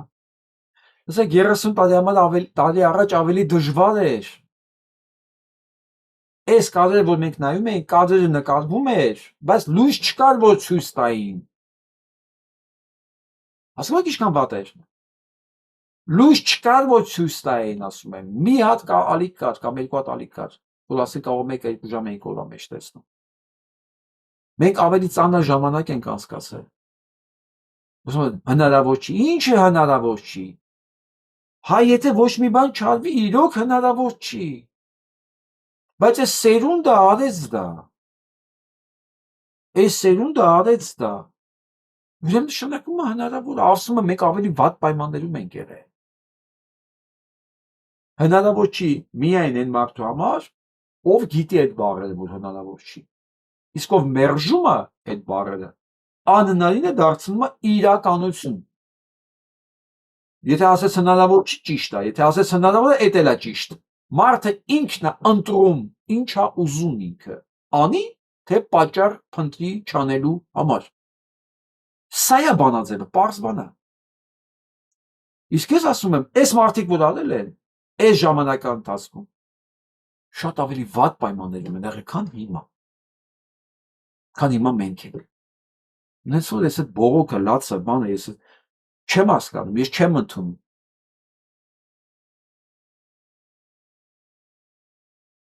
Թքեմ Նիկոլի դեմքի։ Վատ, պետականաստեղծ չի։ Սեփական անձերն են առաջ տանում, բայց պետության համար սրտացավ չի։ Ոչինչ չեմ կարող ասել, անարդարություն։ Շատ արդար, շատ լավ ընտրություն եղավ։ Թքեմ Նիկոլի դեմքի։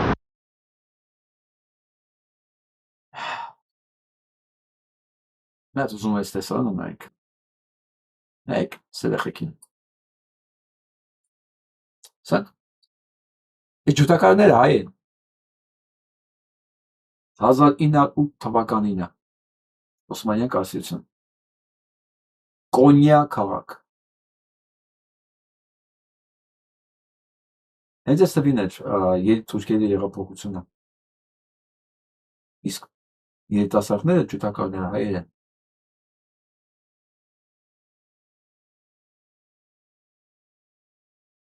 Ջութակ չգիտեին ինչ բան է թուրքերը։ Ջութակ չէին նվագում, իրենց մոտ չկար այդ մշակույթը։ Իրանք այնքան չէին նվագում, այնքան են երաժշտությանից հեռու, բայց իրանց էլիտաները գալիս էին հայկական համերգներին։ Շատ լավ ճանաչում էին Կոմիտասին, որ ինձ բաներ տվեցին։ Գալիս են իրանց համերգներին հենց անձամբ եւ Էնվերը, եւ Աթաթուրքը, եւ Քեմալ Աթաթուրքը, եւ Էնվերը, եւ դոկտոր Նազիմը, բոլորը գալիս էին այս երեխեքի համերգին, Կոմիտասի համերգին, բոլորը։ Իրանք գալիս էին մտածում են գլոխը տանի։ Այս գյավուրները ամեն ինչ ունեն։ Ամեն ինչ։ Այ հիմն ենք ստեղծել, ուզում ենք հիմ ստեղծենք, գործիքավորողը չկա, արանժիրովկանողը չկա, հարմոնիզացնողը չկա, էլի պետք է գյավուրներին դիմենք։ Ուզում ենք գրենք, արաբականից անցնենք, թուրքական բառեր ստեղծենք։ Հասկացող չկա, լեզու իմացող չկա։ Հայվանների խումբ է կանգնած տեղ։ Ում դիմենք, այլ էլի էս գյավուրները պետք է անեն։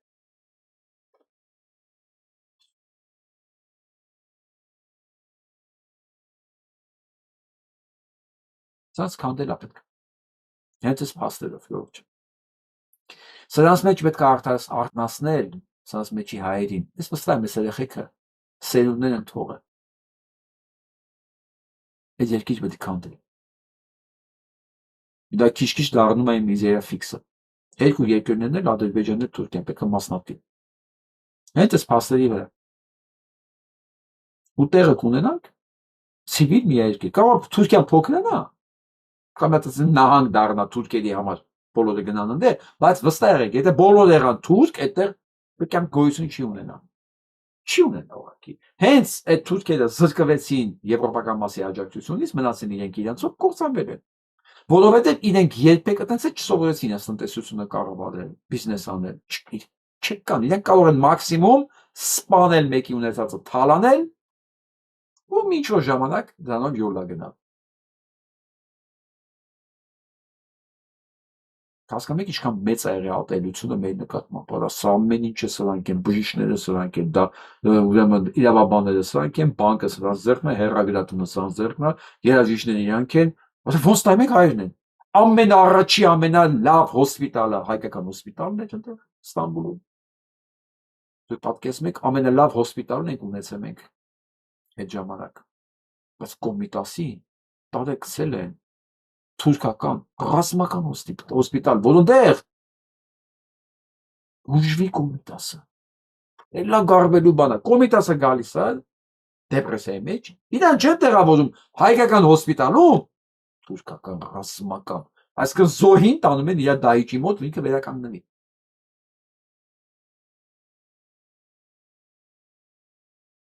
Սա լսենք։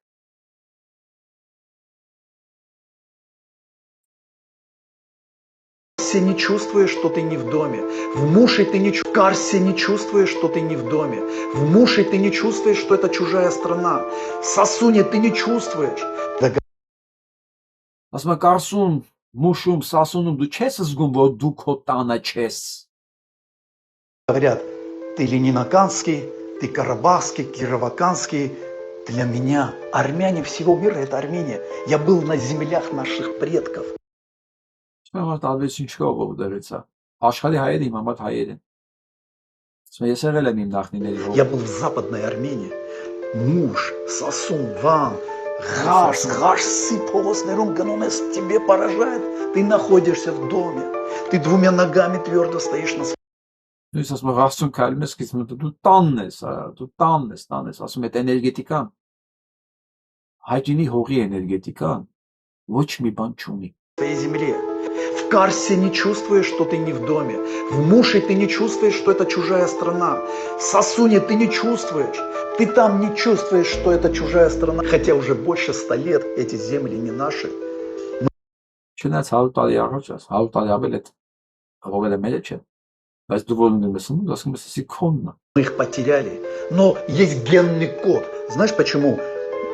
боятся турки любого вопроса, что касается к нашим землям, геноцидам? Потому что они чувствуют себя там чужими. Գիտեք ինչ են թուրքերը վախենում է ցեղասպանությունից հետևանքներից։ Որովհետև իրանք այդտեղ զգում են, իրանք օտար են այդ իրանց չի։ Հա, դες բան կա։ Ես 10 տարի Ամերիկայի Միացյալ Նահանգներում եմ։ Սա ինչ։ Ով գալիս է Հայաստան։ Ով ասում է չեմ ուզում հետ։ Դա մի ուրիշ բան է։ Ինչելոց մենակ հայերը չէ։ Ով գնում է Հայաստան չի ուզում դուրս գա։ Բոլորն էլ մի քիչ հայ են։ Իրանք հասկանում են, որ եկել են մի տարածք, էներգետիկ տարածք։ Ոչ մեկ չի կարողանում գտնել բացատրությունը։ Ոնց որ մարդ տուն գնա։ Տուն։ Մարդը ոնց է աշխարհում պատտվում է գնում տանը հանգստանում է, չէ՞։ Այդ տան հանգստությունը, որ դու վերջապես վերադարձար տուն։ Այդից է մեզ ուզում են զրկեն դրանից։ Բայց կարան զրկեն նրան, ով այդ զգացումը չունի։ Ում հոգու փոխարեն ստամոք սաղա չէ։ Ում մոտ ուղեղի փոխարեն էլի ստամոք սաղա չէ։ Կամ ուղեղ չկա։ Որ ասում է բանա լարերա քաշած, կաբելա քաշած նեյրոնների փոխարեն։ Поэтому боятся. Ну, я очень надеюсь, что восторжествовать будет правда, история. Но это только тогда, когда мы сами созреем и сможем. Ես ուսում եմ, որ արդարությունը կվերականգնվի, բայց դա կլինի այն ժամանակ, երբ մենք հասունանանք։ Երբ հասունանանք։ Ինչ է նշանակում հասունանալ, դերեկեք հասկանանք ինչ է նշանակում հասունանալ, եւ այս ժամանակ էլ կհասկանանք դա երբ կլինի։ Երբ հասկանանք, որ շատ բան պետք չի մեզանից, այս ամեն ինչին հասնելու համար։ Ընդհանրապես պետք է կանգնել հայելու առաջ, խոստովանել, որ դու հայ ես, եւ չկա ոչ մի այլ ճշմարտություն, քան ազգային ինքնությունը։ Եվ այն երկրները, որոնք զուրկ են այդ ազգային ինքնության գաղափարից, նրանց մոտ անընդհատ ինչ-որ բաներ է կատարվում։ Մեկ վազում է դեպի աջ, մեկ վազում է դեպի ձախ, մեկ վազում է դեպի վերև, դեպի ներքև, հետո սենց այս ճգնաժամն է, այն ճգնաժամն է։ Դրանք կատարվում են այն երկրներում, որտեղ կա ինքնության կրիզիս։ Այն երկրներում, որտեղ ինքնության կրիզիս չկա, որ ոչ միտեղ չեն վազում։ Իրանք նայում են հայերուն մեջ, ասում ես, չգիտեմ, ճապոնացի եմ, կամ ես չինացի եմ, կամ ես իրանցի եմ։ Մենք էլ կարող ենք ախարացել, մենք հայ ենք, ու չկա այլ ճշմարտություն, քան հայ լինելն է, որովհետև, ասում եմ, բարոյականություն եւ հայ լինել, դրանք հոմանիշներ են,